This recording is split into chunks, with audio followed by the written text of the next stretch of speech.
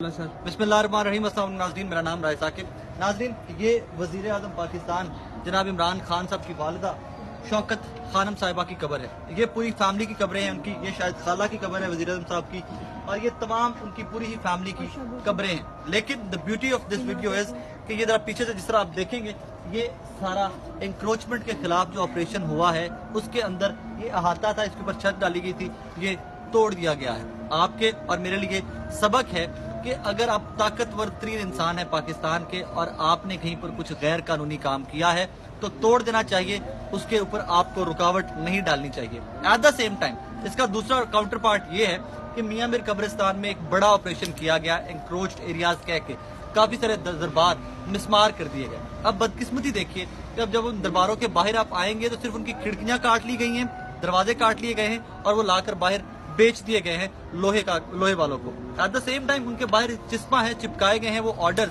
कि महकमा औकाफ से जब परमिशन ली गई वो दरबार बनाने की, जो उसके ड्यूज जमा करवाए गए, वो तमाम के तमाम ऑर्डर वहां पर चिपकाए गए हैं।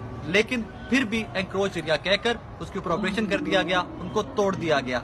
यहाँ पर एक चीज जनाब अली अकबर कुरैशी साहब, जस्टिस साहब, उनके नॉलेज में लाना चाहूंगा कि आपका नाम यूज करके बार बार ऑपरेशन किया जा रहा है। कोई रिटर्न ऑर्डर, कोई स्टे ऑर्डर, कुछ भी नहीं माना जा रहा। सिर्फ आते हैं एंक्रोचर्स के खिलाफ जो ऑपरेशन करेंगे टीमें, वो लोग आते हैं। एसी कैंट का ये एरिया बनता है।